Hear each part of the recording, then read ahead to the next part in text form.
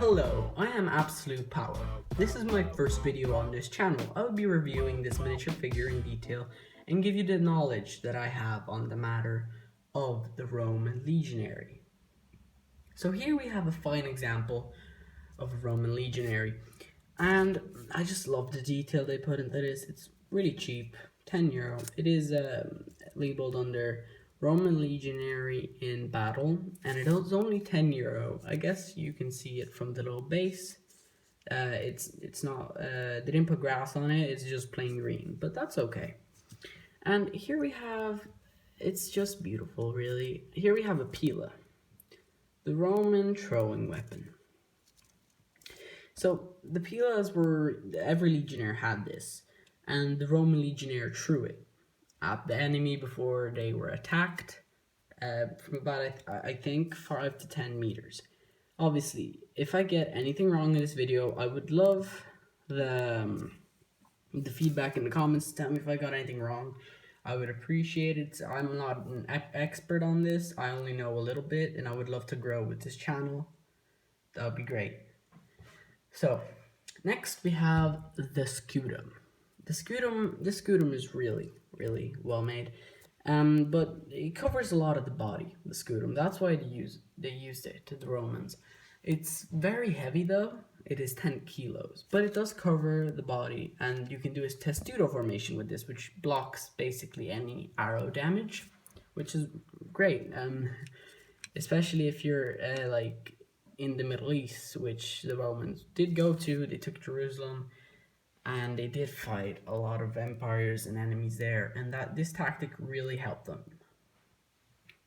But there is a problem with the testudo. It is very slow, but it is helpful. So, next fact is there were 4,000 to 6,000 men in a legion, which is a lot, but yeah.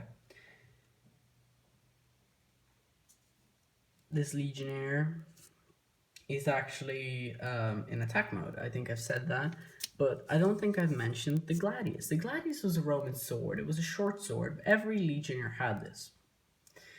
It was 25 to 27 inches long, so that's what, hence the name gladius and short sword. This model also is wearing sandals, and it has steel here to protect, well, the shins, I guess, and the knees aren't protected though. In the back here we see that he actually has another little dagger right there.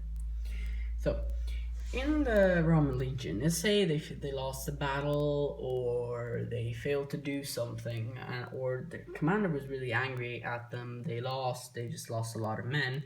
What they would do is get 10 men. They would divide the legion into the groups of 10, right? And then they would get 9 men to beat and kill the 10th man. This is a way to show power and to show that they can't do this thing. They can't fail, or else this will happen. They will either be the one getting killed, or they will be beating a fellow Roman citizen. And next is, like, the armor was usually made from chain or scale in this period in time. They wore tunic under that armor. And, like, looking at this model, the miniature model, I'll do a little close up. The armor is really well done. As you can see here, the chest is out. It's not just under. You see the little chain things, sorry, I don't know the name, of hanging from the chain or scale armor. And, well, a funny thing about this armor is that it was actually, for the period in time, it was very effective. A lot of nations, let's say the Gauls or the Germanic tribes, did not use this type of armor. This was a basic armor in the Roman army. Legionnaires would have it, but it is very effective. If you place the Roman army, like, against a medieval army, they would stand a chance, which usually does not happen in distances of periods of time. Obviously, against a modern army, they wouldn't stand a chance. And, well, I really love this model. It's very well done. in Roman Empire, to become a soldier was actually a grueling task. As well, not a grueling task to get in, just to be allowed in. Like, you had to be a certain height. That's not really the more important thing. The more important thing is you had to be a citizen, Italian citizen, than a Roman citizen. And that was actually, well, let's say, the part of Italy. At one point, it was really the Alps in that area. They were people from there were not considered Italian, and they couldn't join the army. Only until they started requiring a lot more units in the battlefield did they actually expand that. But by the second century, which is this period of time where this soldier is from, they actually were pretty desperate for soldiers in some cases, but not that much. And well, they could actually recruit from Gaul, Italy, obviously, and like parts of Greece. I think, yeah, parts of Greece, and well, the people that came from Greece and the Gaul and weren't Italian of birth, they were put into like legions specified on where they were actually from. And that was considered normal because they're like Gaul legion, so they could be with each other from the same country and they would fight as a team, but they would be fighting for the Roman Empire. A standard legionary was in service for about 25 years in this period. At one time, it was reduced to 16 years, but then it was put back up to 25 years. But after the 25 years was over, they had to spend 5 years in reserve in case of an outbreak of war. But after all that was done, let's say the Roman Empire would usually give the soldier that lasted 30 years in service, which was a feat. Wasn't rare, but it was like not everyone got to it. A lot of people died in the war. They were rewarded with a piece of land where they could live the rest of their life and have a family, etc., etc. Because let's take into account the average age of a Roman soldier when he was put into service. It is 20 to 30 years of age.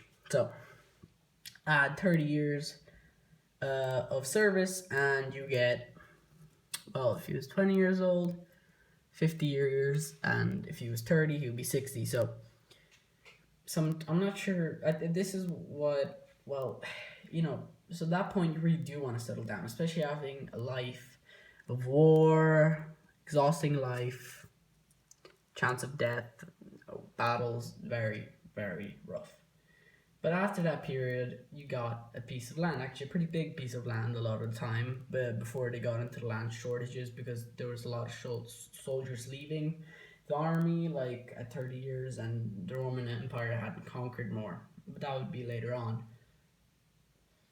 And well, I really like this Legionnaires detail in one particular aspect. I said this, the shield, I just love it. The way this is made, and like it's just beautiful in my opinion. Another fact about the Roman Empire was that, well, legionnaires, there was at one point there was like 10 legions, which is 40,000 men in Gaul. Only Gaul. That was the period in Caesar. So that's 40,000 men in one country. The Roman Empire at that point, Caesar, he had taken over Gaul, basically almost all of it, and he was extremely successful. But the Roman Empire wanted to, well, they basically said, sorry, you can't be the ruler there for any longer. It's someone else's turn. And Caesar said, well, I want to expand my term. So basically, there is the plebs in the Senate, and they vetoed every attempt of the opposition to get rid of Caesar. Then, when Caesar had enough, he went into Italy with his army and took over. He was fighting against another Roman, actually, funny enough, Well, so a funny battle that happened was basically Caesar with his legions, who were the funny thing is that his legion had to go against their own country for Caesar. They were loyal men, and that's a really fun fact, because it's like a lot of legionnaires deserted, but the people that stayed with him had to fight against themselves. And well, I find it that they were amazing. Roman legionnaires were strong, resilient, and they were just one of the best fighting machines of their era.